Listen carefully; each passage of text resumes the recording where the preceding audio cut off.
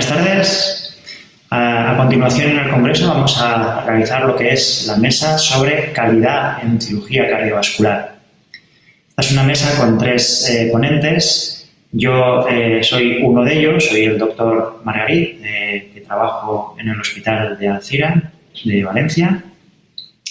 A continuación también hablará el doctor Óscar Cámara, de la Universidad Pompeu Fabra de Barcelona. Y por último, hablará el doctor Manuel Carnero, del Hospital Clínico San Carlos de Madrid. Yo voy a hablar sobre recuperación intensificada en cirugía cardiovascular. Primero, hablemos un poco de la historia de este tipo de programas. En los años 80 y 90, algunos centros mundiales de cirugía cardíaca, como los liderados por Kay y Westaby, pusieron en marcha protocolos de Fast Track, con la intención de acortar las estancias tanto en UCI como globales. Posteriormente, el cirujano general Henry Keller, aprovechando este tipo de protocolos de cirugía cardíaca, le dio una visión más global y multidisciplinar y se pasó a dar mucha más expansión de este tipo de protocolos. En este protocolo ya se creó una vía clínica o clinical pathway en la que actuaba activamente el paciente y se producían muchas actuaciones en todo el preoperatorio de forma multidisciplinar, con la intención de que el paciente llegase a la cirugía en las mejores condiciones posibles, tratar al paciente de la mejor manera posible y que tuviera una rehabilitación lo más adecuada posible.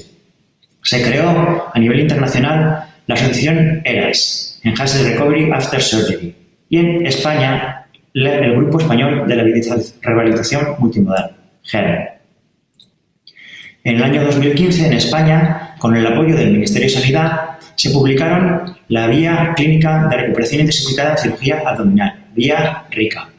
Y unos años después se pretendió una actualización de la misma, pero dándole más cabida a otras especialidades, con lo cual se contactó con cirugía cardiovascular, con la SECCE, con nuestra sociedad, la Sociedad Española de Cirugía Cardiovascular y Endovascular, para participar en esta vía clínica de recuperación intensificada en cirugía del adulto.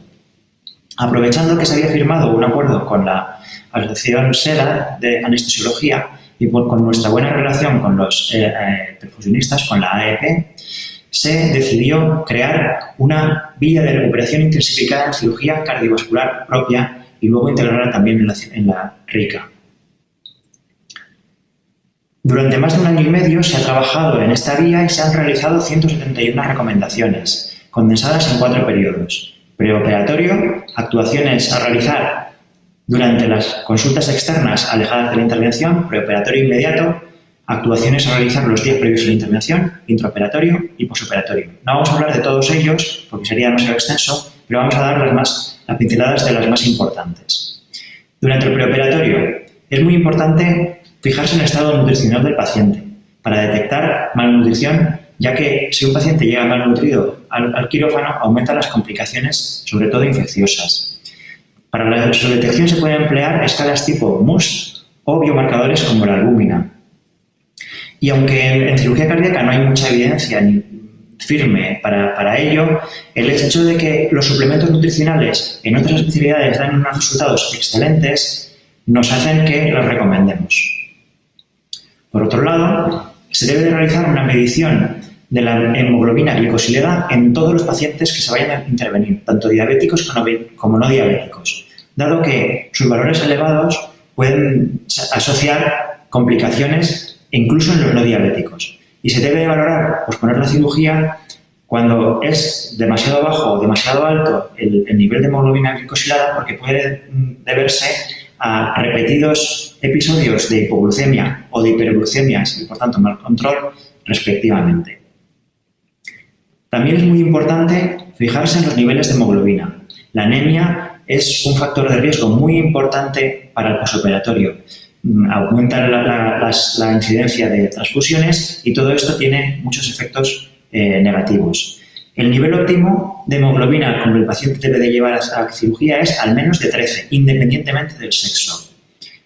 Si asocia una ferropenia, se deberían descartar causas gastrointestinales o urológicas de la misma. y se debería de tratar con hierro oral siempre que haya tiempo para la cirugía de al menos 6 semanas o hierro endovenoso cuando el tiempo sea más corto. Y se debería asociar EPO. Es muy importante no realizar lo que llamaríamos transfusiones profilácticas.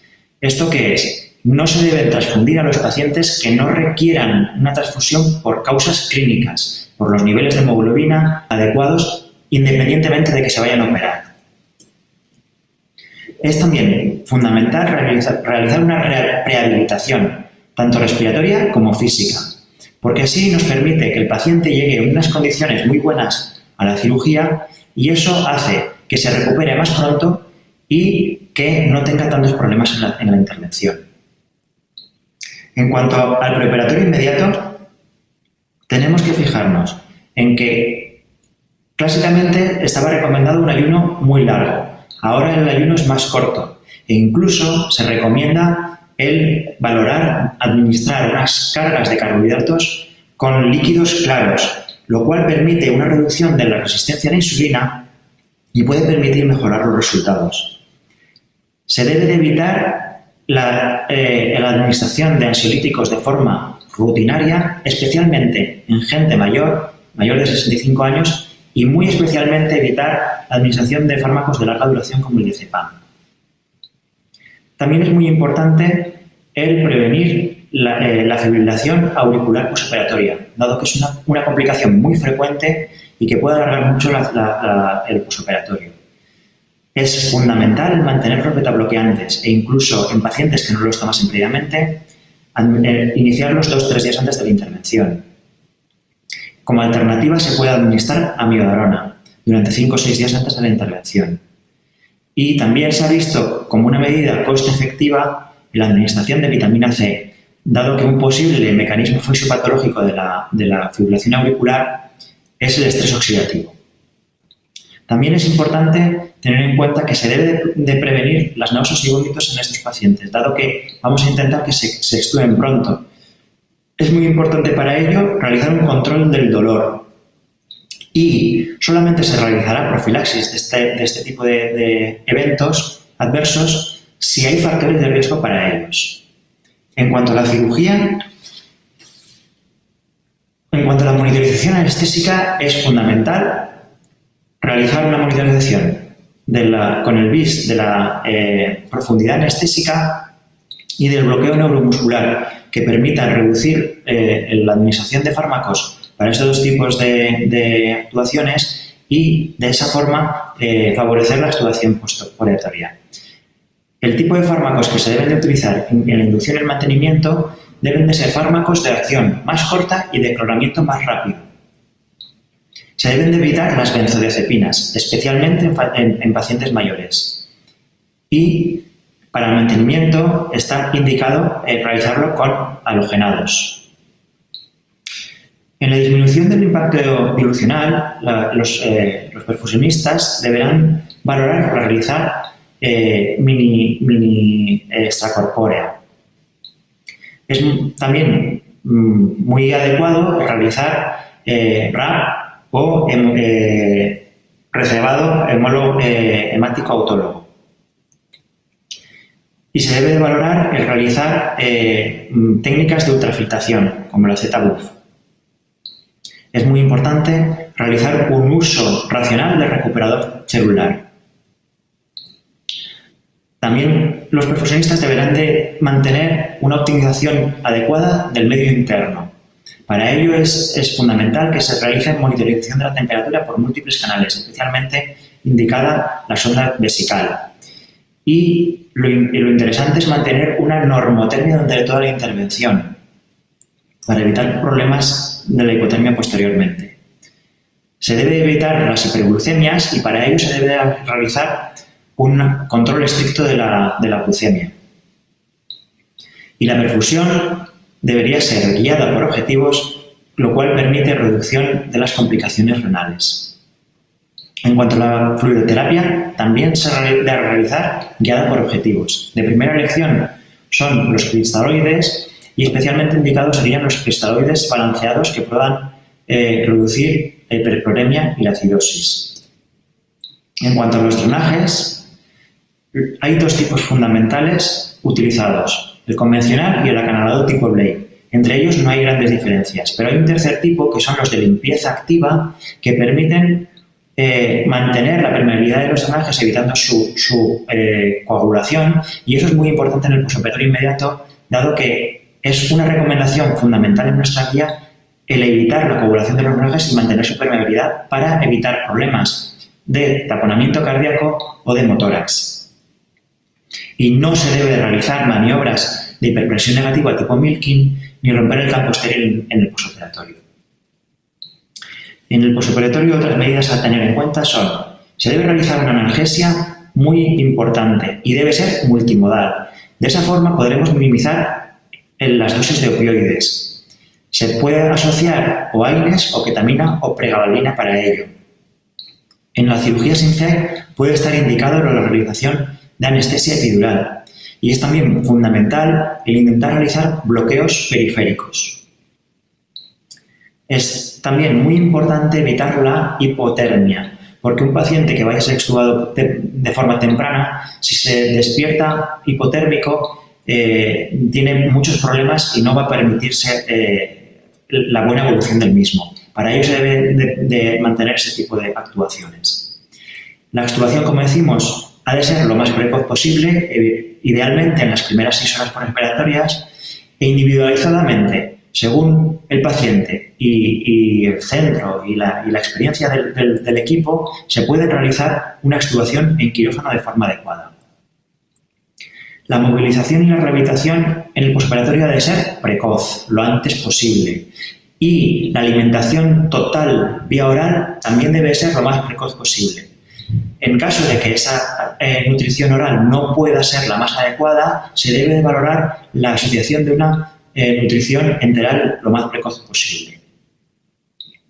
Los drenajes se deben de retirar lo antes posible y para ello se ha visto que es seguro realizarlo cuando el débito sea asioremático independientemente de la cuantía. También se deben retirar los catéteres de forma precoz en cuanto las condiciones médicas del paciente lo permitan, y los cables de marcapasos no deben de ser retirados el mismo día de la alta hospitalaria. Otra complicación muy frecuente y que puede dar muchos problemas en el postoperatorio es el delirium. Para evitarlo o para detectarlo precozmente, se deben de realizar de forma programada y frecuente escalas variadas. Y puede ser de elección la desmetomidina a bajas dosis para prevenirlo en pacientes que tengan factores de riesgo de producir delirio o para su tratamiento.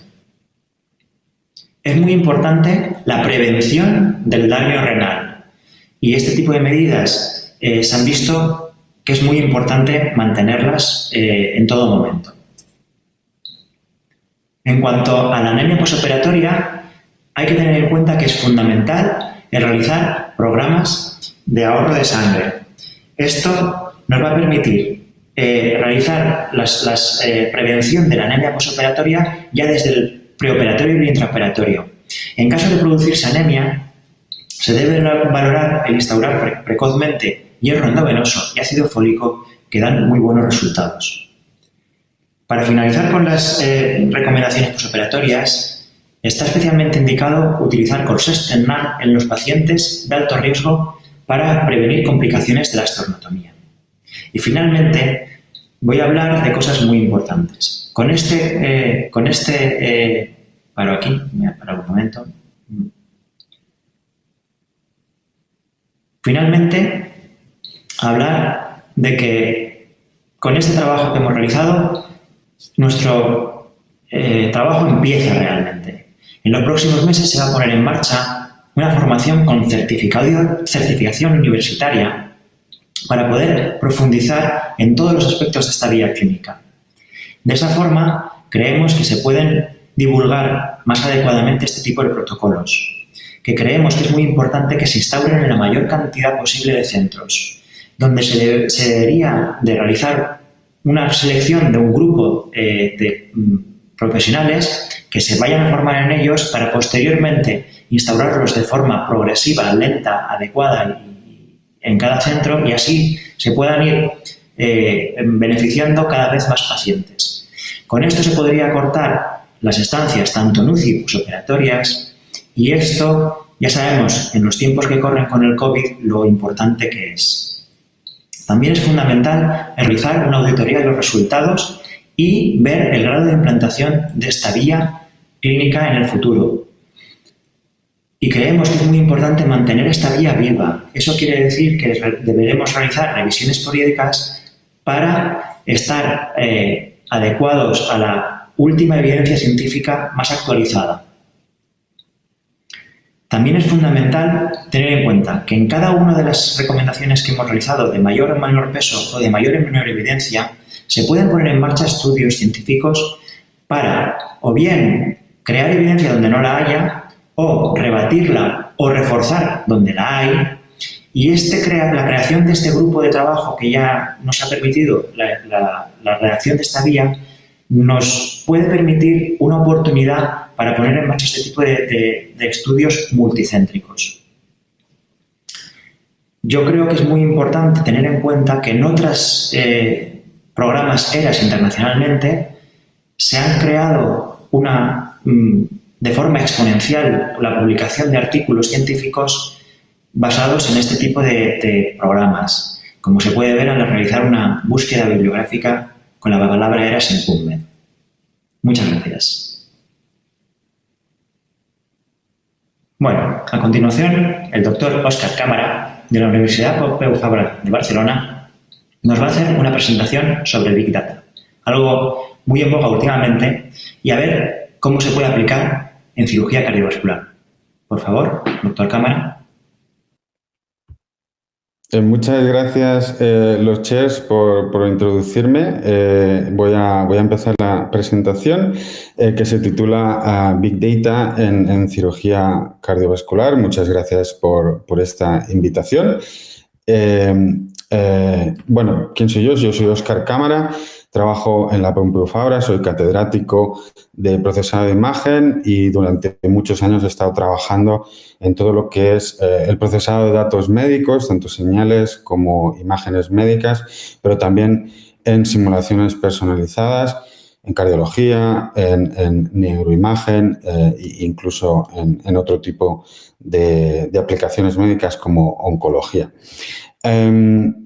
Formo parte de lo que llamamos Barcelona MedTech, que es un centro, una unidad de investigación en la Pompeu Fabra, donde tocamos muchas de las aplicaciones de ingeniería biomédica, que incluye pues, todo ese procesado de datos, dispositivos, electrónica y, evidentemente, todo lo que tiene que ver con Big Data y Machine Learning.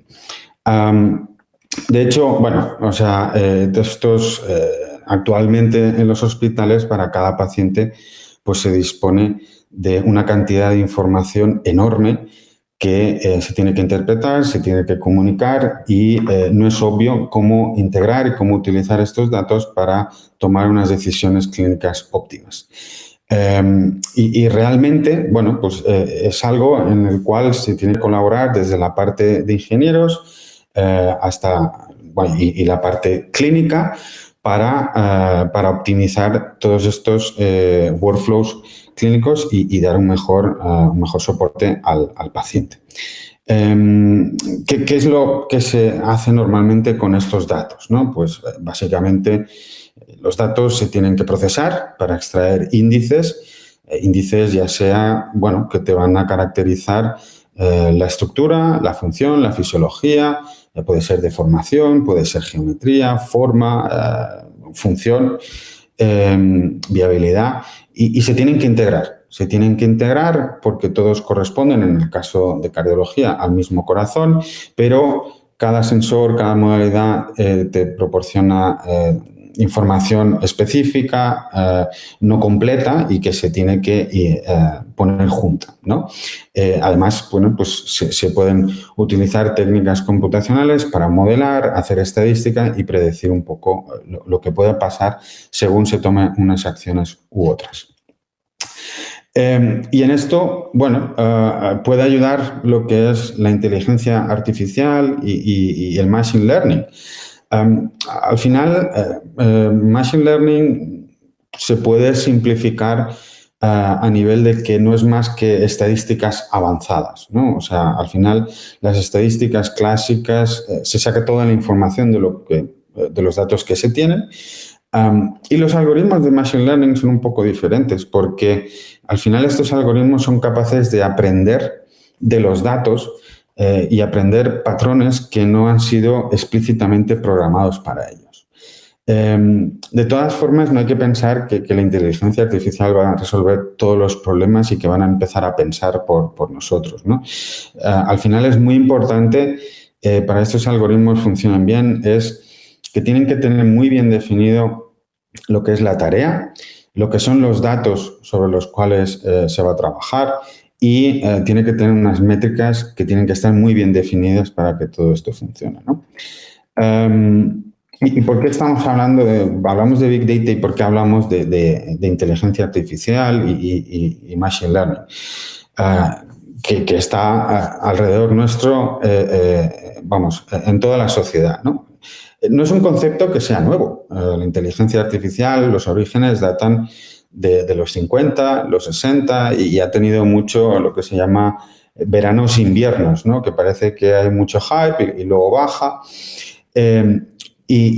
Bueno, no hacía mucho ruido hasta que llegó en 2012, que hubo un boom. ¿Y qué pasó en 2012? En 2012 se conjuntaron ciertas cosas que hicieron posible todo el boom que estamos viviendo ahora sobre inteligencia artificial, machine learning, deep learning y todo esto. ¿Y qué pasó? Fue que unos investigadores desarrollaron unos algoritmos de deep learning que los probaron en unas imágenes que Google había puesto de acceso libre, el ImageNet, y con estos nuevos algoritmos que estaban utilizando pues nuevas infraestructuras a nivel de hardware, de computadoras, las GPUs, las NVIDIA, las tarjetas gráficas, mejoraron la predicción en estas imágenes de decir esto es un gato, esto es un perro y tal, de una manera brutal, un 75%, ¿no? Y a partir de ese momento, todos los algoritmos que se han desarrollado en base a eso han mejorado incluso la capacidad de los humanos para hacer esta detección, este reconocimiento en estas imágenes, ¿no? Al final, se conjuntaron varias cosas, como estaba diciendo, pero no es nada excesivamente nuevo. Eran cosas que ya existían, pero fue juntar el acceso a grandes datos, a Big Data, con nuevas posibilidades a nivel de infraestructura computacional y luego progresaron un poco lo que es a nivel algorítmica. Y esto, bueno, es lo que creó ese boom y la aplicación de estos algoritmos a todos los campos en los cuales se disponía de datos de acceso libre con ordenadores más o menos potentes y evidentemente la medicina fue uno de ellos, ¿no?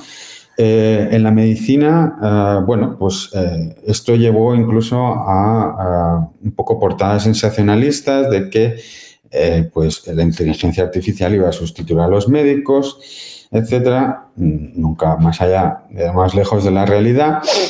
Pero todo esto ha ido calando porque han empezado a introducirse este tipo de algoritmos en lo que es diferentes pasos dentro de los workflows clínicos, ¿no? Al final, el machine learning no es otra cosa que, de manera simplificada, de los más simples, es que tienes unos datos que están etiquetados. Esas etiquetas, en general, se tienen que hacer manualmente.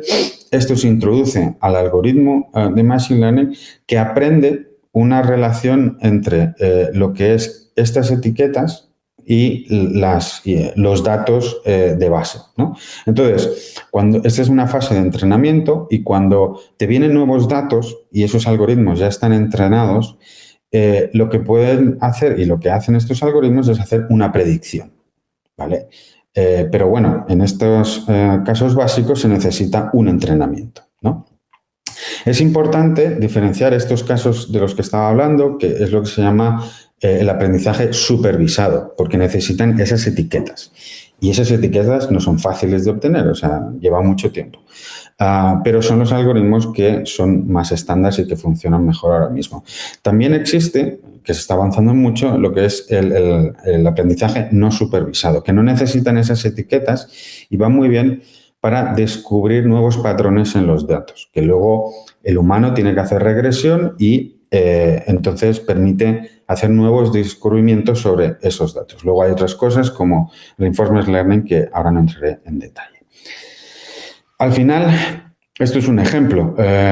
Hay un set de imágenes, por ejemplo, esto es de vesículas, y un humano pone esas etiquetas. Dice, esto es una vesícula, esto también.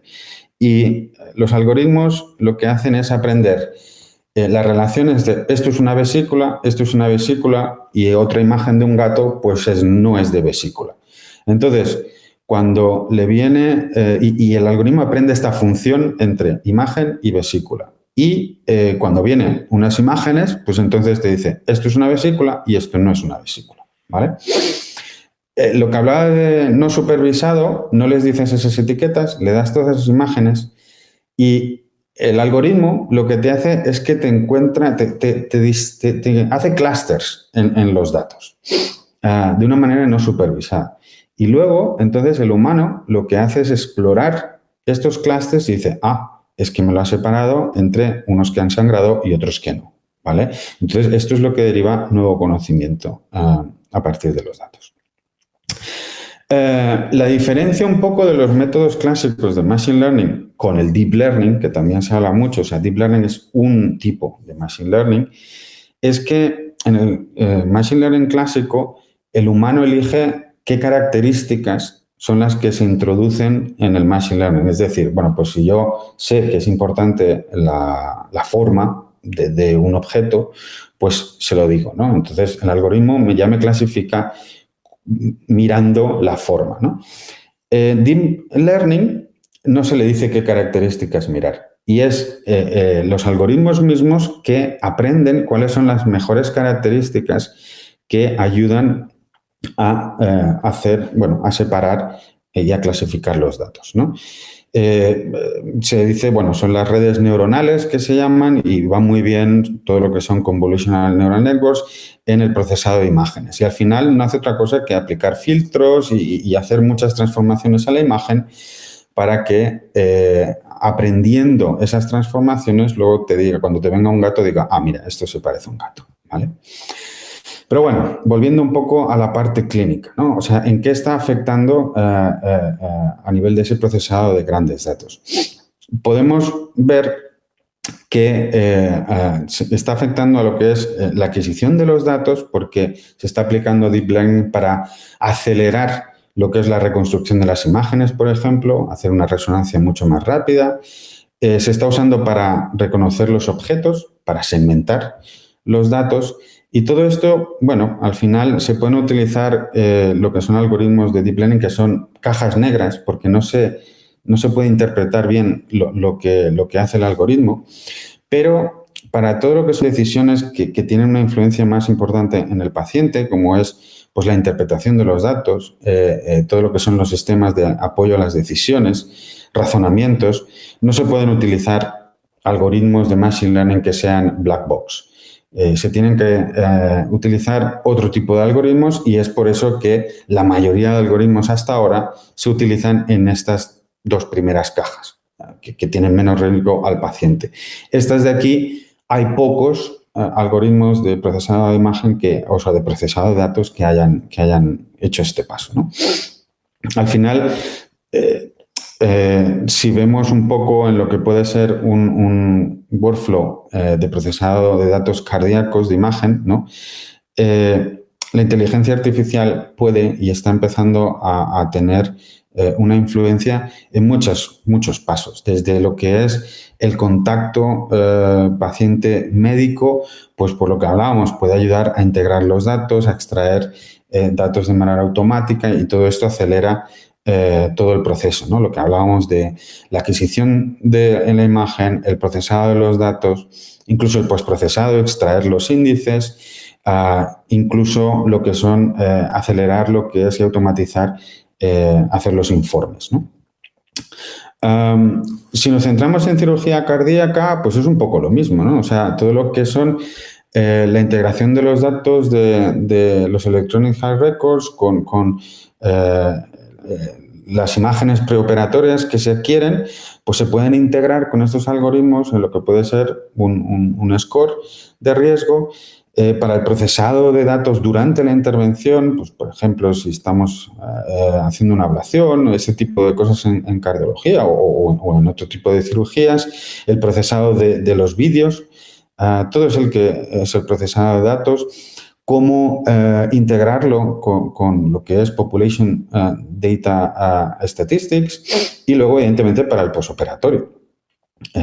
Todo lo que es procesado, que pueden ser hasta wearables o los follow-ups, cómo comparar con población, o sea, con datos poblacionales, con todo lo que tenemos en la base de datos del hospital, ¿no? Aquí son algunos ejemplos que ya existen.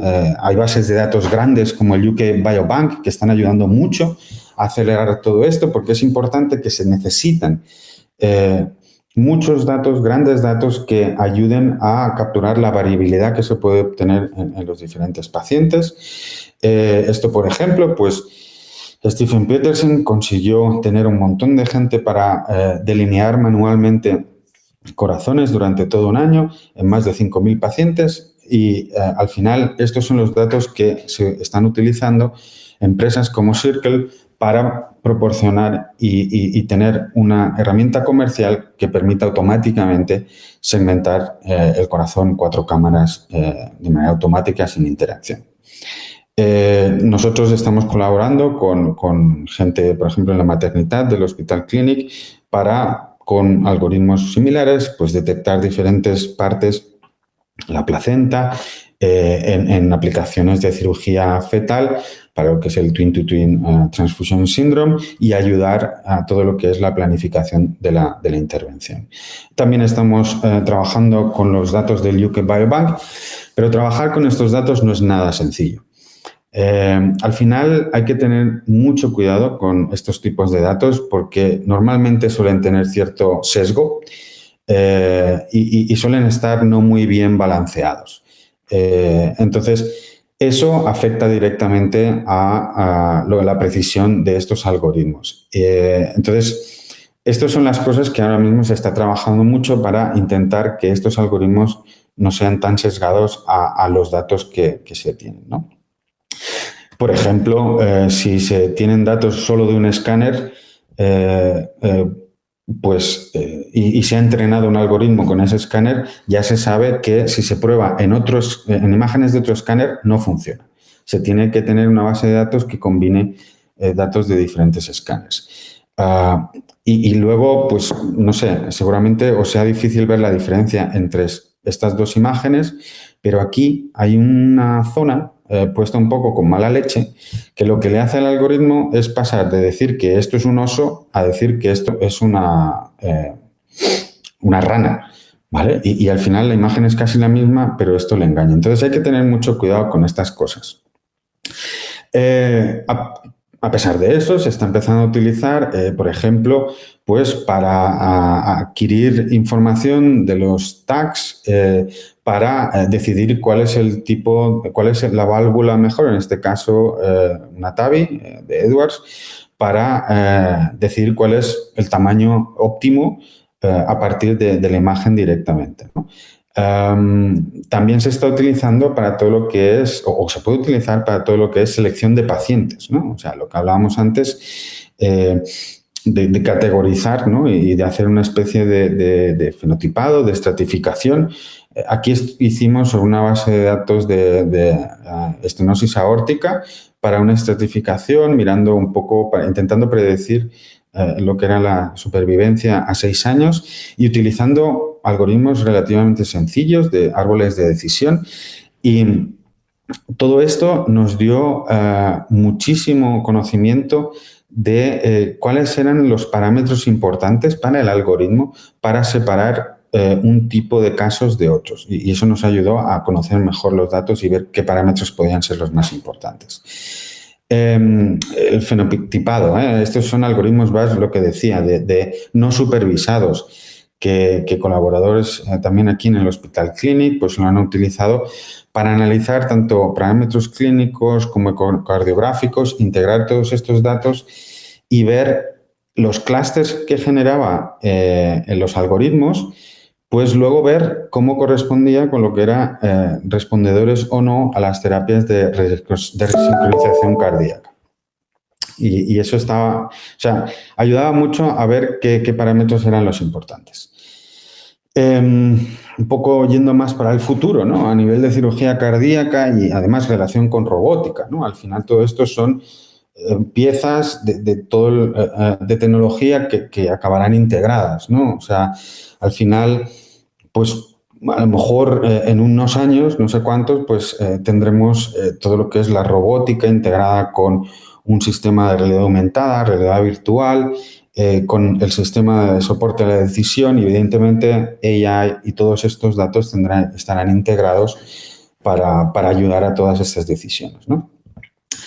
Cosas importantes un poco a ver, ¿no? De todo esto. Un poco ir más allá del boom, que evidentemente esto no va a sustituir a los médicos, sino que los médicos tendrán que ponerse a entender al menos qué es esto del AI, que AI no es solo deep learning, que hay muchas cosas, que hay que tener mucho cuidado con la interpretabilidad de los datos, con el sesgo y la generalización de las bases de datos.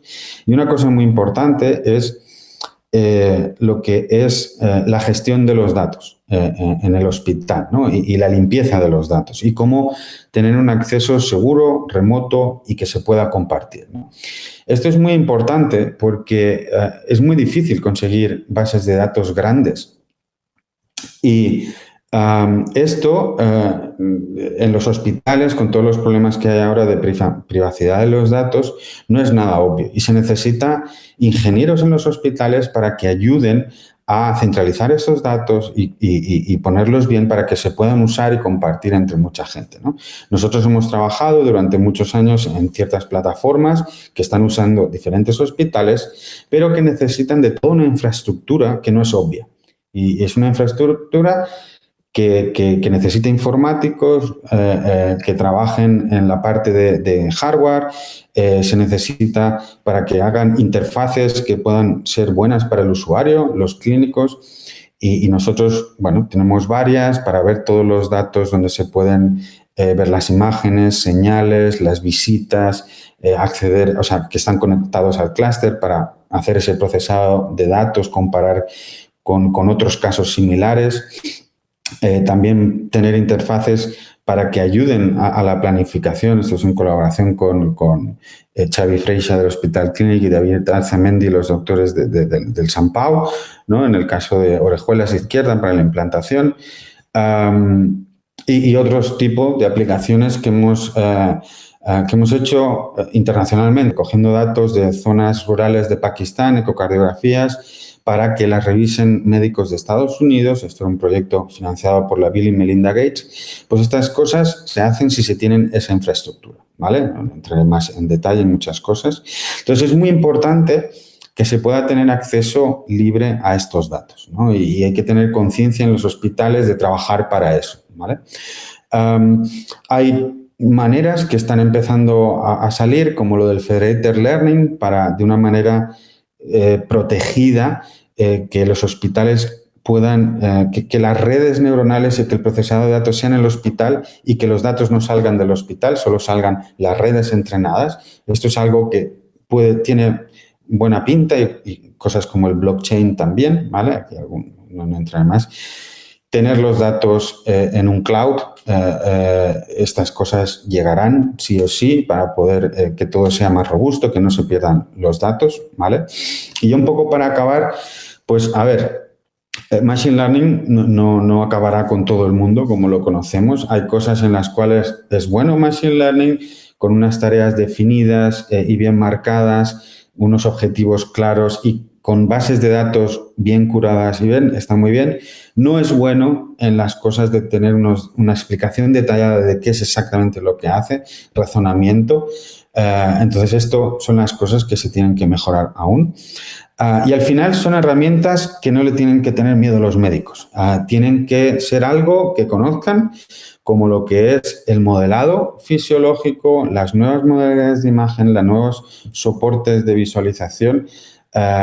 No entraré ahora en detalle porque se me está acabando el tiempo, pero las cosas de modelado, las industrias de dispositivos médicos ya lo están utilizando, ¿vale? Para generar poblaciones virtuales, para las certificaciones de sus dispositivos y de las farmas. La FDA están trabajando muchísimo en esto para crear evidencia clínica más allá de las bases de datos que se tengan, ¿vale? Todas estas diferentes simulaciones. Aquí en España tenemos una red española de modelización computacional cardíaca. Hace poco tuvimos un paper en la REC donde se explica un poco lo que hacemos en colaboración con hospitales. Y todas estas herramientas son muy importantes. Lo que es más importante es tener todo lo que son hasta ahora ingenieros con cirujanos, han funcionado muy bien las cosas. Bueno, pues ahora además necesitaremos lo que son data scientists para que ayuden a generar y producir las herramientas del futuro en cirugía cardíaca. Bueno, y para solucionar todos estos problemas que tenemos. ¿De acuerdo? Y hasta aquí mi presentación. Muchas gracias por su atención. Un placer.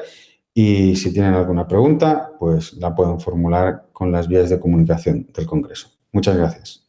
Muchas gracias, doctor Cámara, por su muy interesante presentación.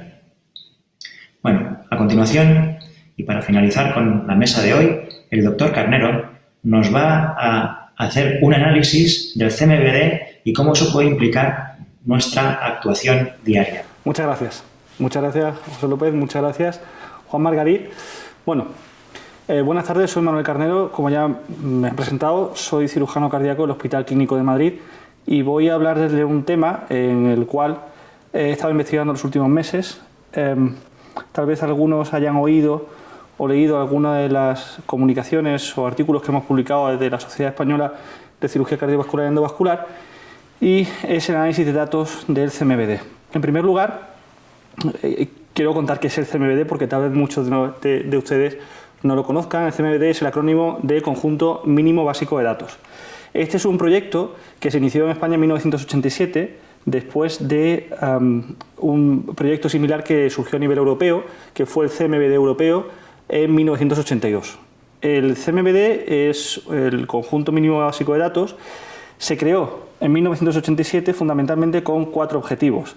El primero era analizar los datos de la actividad asistencial. En segundo lugar, analizar la complejidad de las patologías atendidas en el Sistema Nacional de Salud, analizar los recursos clínicos empleados y hacer un análisis de costes. Desde 1997, además, los datos del CMBD se encuentran digitalizados y accesibles a través del Ministerio de Sanidad. Saben además que existe un portal, lo tienen a la derecha en la diapositiva, el iCMBD, en el cual se puede acceder directamente a la explotación de indicadores del Sistema Nacional de Salud, entre ellos, por ejemplo, la mortalidad en cirugía coronaria, directamente. El CMBD ha tenido una evolución desde que se implantó, sobre todo su digitalización, en 1997. Básicamente, desde 1997 a 2015, los códigos del CMBD se extraían fundamentalmente de la Clasificación Internacional de Enfermedades en su 9ª versión, y en 2015, a través del BOE del 10 de febrero de 2015, se modificó el CMBD o se actualizó al RAE-CMBD, que es el Registro de Actividad de Atención Sanitaria Especializada del Conjunto Mínimo Básico de Datos. Fundamentalmente, con esta actualización lo que se pretendía era, primero, actualizar la Clasificación Internacional de Enfermedades de su 9ª a su 10ª versión, que ya se encontraba en vigor, intentar abarcar o capturar también información de la actividad sanitaria privada, de los hospitales de día y del tratamiento ambulatorio, de los procedimientos de alta complejidad y además intentar mejorar la precisión en la clasificación. Esto es particularmente interesante. Si se fijan en esta diapositiva, en cómo se codifica según el CIE 9 o el CIE 10, es decir, CMBD 1997-2015, RAE CMBD 2016, verán que en el CIE 9, para definir la revascularización miocárdica quirúrgica, se utilizan 10 códigos distintos. En su actualización, el RAE CMBD, es decir, el CIE 10, para el mismo procedimiento, la revascularización coronaria, sabiendo todo la variabilidad y las variantes que tiene, existen hasta 224 códigos distintos. Es decir, que a priori el CMBD 2016 es mucho más rico en código y por tanto en información que el CMBD de 1997 a 2015. Sin embargo, no todos son luces. La implantación del CMBD en su décima versión, del CIE 10 en su décima versión y del CMBD 2016 tuvo una serie de problemas, sobre todo al inicio, debido fundamentalmente a que los sistemas de información no se encontraban adaptados, debido a que no existía legislación sobre cómo clasificar GRDs de esos códigos, y sabemos todos que los GRD o de los GRD depende fundamentalmente de la financiación en el Sistema Nacional de Salud, y claro, si no existía forma de legislar sobre esos nuevos GRD y la financiación dependía de ello, muchas comunidades autónomas, a la espera de esa nueva legislación, decidieron aplazar el uso del CIE 10 y seguir utilizando los códigos del CIE 9 fundamentalmente para seguir, lógicamente, financiándose. Las que decidieron incorporar el CIE 10 tuvieron durante muchos meses que hacer una codificación al mismo tiempo en CIE 9 y CIE 10 con la sobrecarga que eso generaba para los sistemas de codificación y para los servicios de admisión.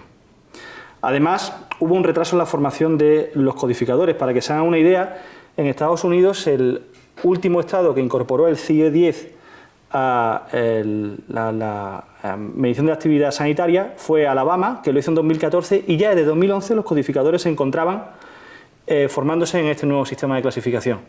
En España, la primera comunidad autónoma en la que entró en vigor el CIE 10 fue la Comunidad de Madrid, fue en marzo de 2016 y en enero todavía los codificadores no habían iniciado su formación. Eso, en definitiva, todos estos problemas llevaron a que en los años 2016 y 2017 hubiese registros incompletos del CMBD a nivel de algunas comunidades autónomas y, además, que se retrasase la disponibilidad de la información. El CMBD se nutre fundamentalmente, como ustedes saben, de la información de los informes de alta de los ingresos hospitalarios y, en su última versión, pues además de la actividad ambulatoria. Esa información se codifica en forma de diagnóstico de procedimiento código de procedimiento y código de diagnóstico. Y esa información se puede explotar de muchas maneras. Una de ellas es que el CMBD, como saben, es la principal fuente de información para la explotación de indicadores en ámbitos tan conocidos como, por ejemplo, la oficina Eurostat. Esta, por ejemplo, es una diapositiva extraída directamente de Eurostat. A la derecha tienen el código BID y pueden acceder directamente a la página web de Eurostat simplemente con su móvil, y abajo tiene la dirección web en la que, por ejemplo, podemos observar cuál es el número de procedimientos de revascularización miocárdica quirúrgica que se realizan por 100.000 habitantes en España. Pero sabemos que interpretar información clínica en base a información administrativa es peligroso. Todos conocen este famoso artículo de Michael Mack, publicado en 2005, en el cual se comparó el rendimiento de una base de datos clínica, que es el CRSTI, basado en STS, y dos bases de datos administrativas, a la hora de medir la mortalidad y el volumen de cirugía coronaria.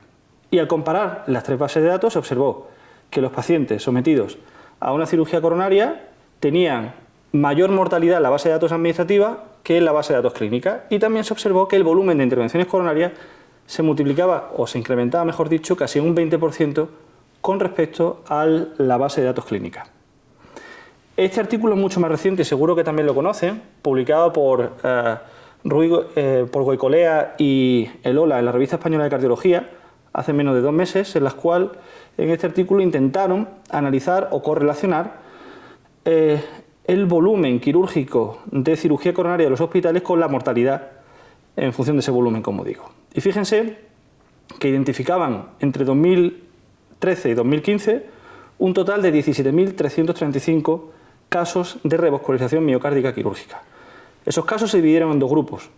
En un 64% aproximadamente era cirugía coronaria aislada sin procedimientos concomitantes, y en un 36% era cirugía combinada con otros procedimientos, valvulares. Claro, cuando vamos a la letra pequeña y analizamos qué se denominaba como cirugía coronaria combinada y qué era cirugía coronaria aislada, vemos que, por ejemplo, se cometieron errores de clasificación tan importantes como incluir en la cirugía coronaria los códigos 38.44 y 38.45, que responden a cirugía sobre la aorta ascendente o grandes vasos torácicos. Es decir, que estaban llamando cirugía coronaria a la cirugía combinada de aorta y coronaria. Claro, si hacemos esta clasificación de acuerdo a una exclusión apropiada de todos los códigos de procedimientos quirúrgicos mayores, resulta que el 60% de la cirugía coronaria era aislada y el 39% era combinada. En el mejor de los casos, en ese artículo, se produjo un 3,4% de casos mal clasificados y en el peor de los casos un 10,3%. El CMBD tiene limitaciones, como ya pueden observar, y esas limitaciones dependen de todo el proceso de codificación y explotación de la información. En primer lugar, que los informes de alta sean incompletos e imprecisos. Segundo, que los sistemas de información no sean capaces de capturar automáticamente la información que estamos codificando en los informes de alta. En tercer lugar, que los propios servicios de admisión codifiquen de forma inapropiada determinados procedimientos o diagnósticos. También que existe variabilidad interhospitalaria e interterritorial. Es decir, el mismo servicio de admisión en el mismo hospital puede que codifique un determinado procedimiento de una misma manera a lo largo del tiempo, pero que ese mismo procedimiento, ese mismo diagnóstico, no sea coherente o consistente con la codificación en otro hospital. Generalmente estos procesos, en definitiva, estos errores son cada vez menos frecuentes, fundamentalmente porque los servicios de admisión, el personal de codificación está bastante entrenado, pero aún así estos problemas ocurren. Tampoco hay una supervisión del proceso, es decir, ni a nivel de los centros, ni a nivel de las comunidades autónomas, ni a nivel de la propia gestión del CMBD en el Ministerio de Sanidad, se audita la corrección de la codificación, de forma que puede haber sesgos que de manera persistente ocurran y que no sean detectados por la Administración. También puede existir errores en la extracción de datos y de interpretación si el que extrae la información no tiene la inteligencia de negocio como para saber qué información está manejando. Este es un vídeo que les quiero mostrar rápidamente sobre cuál es el contenido que se puede extraer del CMBD. Esto es una base de datos extraída del CMBD en el cual podemos ver que el campo por individuo, los campos por individuo son muy numerosos, aproximadamente unos 60. Podemos tener el número de identificación del paciente, del hospital, de la comunidad autónoma, el número del CIP del paciente, la fecha de ingreso, la comunidad autónoma en la que se ha tratado, la provincia, el tipo de ingreso. Fíjense, tenemos hasta 20 códigos de diagnóstico distintos, clasificados según CIE 9 o CIE 10, y 20 códigos de procedimiento distintos. Es decir, que la información que se puede recabar de esa base de datos es ingente siempre y cuando sepamos extraerla de la forma apropiada y analizarla de la forma adecuada. La base de datos del CMBD está anonimizada, fundamentalmente por la Ley de Protección de Datos. Y hay una serie de códigos, sin embargo, que nos permiten ayudar a identificar, si bien no con nombre y apellidos, pero sí al menos individualizar sujetos y centros, algunas características. Por ejemplo, si ven en esta tabla, el código del hospital recodificado es un código anonimizado que identifica unívocamente a cada hospital por año. Es decir, que sabemos que cada hospital está codificado con un número que se mantiene a lo largo de todo el año. También tenemos una identificación de paciente que es única por paciente y por hospital. Y también tenemos una identificación de paciente que es única a nivel de la comunidad autónoma. Por ejemplo, si quisiésemos hacer benchmarking y comparar hospitales, a priori podría parecer difícil identificar hospitales en función de esos códigos. Pero aquí tienen un ejemplo sencillo. En el caso de la cirugía cardíaca. Fíjense, esto es el volumen de cirugías valvulares aórticas por hospital en la Comunidad de Murcia. Ven que hay hospitales que tienen muy poca actividad, probablemente se traten de hecho, de errores de clasificación o de codificación, y hay un hospital que tiene un volumen de cirugía valvular aórtica bastante importante. Evidentemente, como todos sabemos, el único hospital con servicio de cirugía cardíaca que envía datos al CMBD en Murcia es el Hospital Virgen de la Risaca. Es fácil de identificar el hospital en este caso. Otro caso son hospitales como por ejemplo de la Comunidad de Madrid, que tienen, como ven, tienen muchos más hospitales, y aquí sí que puede resultar difícil identificar con nombre y apellidos los hospitales de la Comunidad de Madrid. Pero sí que podemos saber, al menos, cuáles son los distintos hospitales que hay, sin, como digo, identificarlos nominalmente. Pues fíjense, aparentemente en esta tabla, donde se registra actividad cirugía valvular aórtica entre 2009 y 2017, hay muchos hospitales, algunos de ellos con errores de codificación, insisto, como que hacen un procedimiento o 4 procedimientos al año. Si eliminamos todos esos centros, nos quedamos con en esos hospitales y como pueden ver, por ejemplo, el hospital marcado en azul, tiene actividad quirúrgica de los años 2009 a 2012 y 2016 a 2017. Sin embargo, en los años 2013, 2014 y 2015, el CMVD refiere que ese hospital con ese código no hizo ningún procedimiento de sustitución valvular aórtica. Pero fíjense que esos 3 años coinciden con lo de otro hospital, el acabado en el código 93, que sí tuvo una actividad y además con un volumen parecido y no tuvo actividad en ninguno de los años anteriores del hospital con código 25. Efectivamente, si se colapsan esos hospitales y se completan aquellos centros o aquellos años que han tenido actividad con los que no, la tabla se reduce a estos hospitales que coinciden, al menos en número, con los hospitales que ofrecen cirugía cardíaca en la Comunidad de Madrid. Desde el año 2016 se llevó a cabo un paso más en la anonimización de la información y ya es imposible conocer información sobre, por ejemplo, la provincia en la que viven los pacientes, el grupo hospital, el tipo de hospital y el grupo clúster. Se puede extraer muchísima información del CMVD. Por ejemplo, podemos extraer información del perfil de riesgo. Fíjense, en esta base en la que analizamos los pacientes intervenidos de revascularización coronaria en España, podemos identificar factores de riesgo como la edad, el sexo, la hipertensión, el infarto previo, el síndrome coronario agudo, la insuficiencia cardíaca, la vasculopatía periférica, la diabetes, el EPOC, el índice de Charlson. Y además tenemos un nuevo ítem que es el POA, el Present on Admission, que nos dice además cuáles de esos diagnósticos estaban presentes al ingreso. Con lo cual podemos discernir perfectamente qué condiciones ocurrieron después de la intervención o presuntamente después de la intervención y cuál es el paciente traía de casa. Por ejemplo, no es lo mismo que un paciente operado de una cirugía coronaria tuviese fibrilación auricular al llegar al hospital que la desarrollase en el hospital después de la intervención. Podemos hacer benchmarking por comunidades autónomas o provincias. Fíjense, esto es un diagrama de funnel plot en el cual relacionamos la mortalidad en cirugía coronaria por el volumen de cirugía coronaria por millón de habitantes en comunidades autónomas.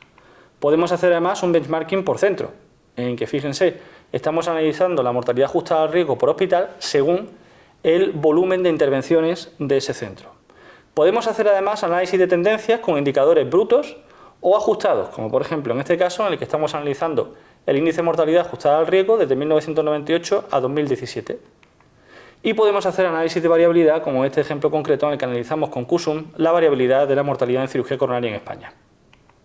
La información del CMVD, siendo una base de datos administrativa y, por tanto, teniendo que interpretar todas las conclusiones que se saquen de su explotación con cautela, está sirviendo desde el ámbito de la cardiología para generar mucha evidencia sobre el funcionamiento, el rendimiento de determinados procesos en el ámbito cardiovascular. Estos son 9 de los 27 artículos que se han publicado sobre procesos cardiovasculares en España extrayendo información del CMVD. El más conocido de ellos, por reciente, sin duda alguna, es el que ha tratado de analizar el comportamiento del proceso de la cirugía coronaria según el volumen de intervenciones. Bueno, el CMVD también está siendo utilizado de la Sociedad Española de Cardiología, junto con el análisis de actividad por servicio de cardiología por encuestas, para generar el registro RECALCAR, como ya saben, el de recursos y calidad en cardiología. Sabemos que el RECALCAR es un registro de interés para el Sistema Nacional de Salud y básicamente con la información y los indicadores que se extraen por un lado del CMVD y por otro lado de esas encuestas, se pretende crear a nivel nacional en la Sociedad Española de Cardiología un sistema de gestión de calidad a nivel nacional que permita la evaluación del funcionamiento y el rendimiento de los procesos mediante un cuadro de mandos integral, hacer benchmarking entre centros y entre unidades y, en base a eso, implementar un programa de mejora continuada.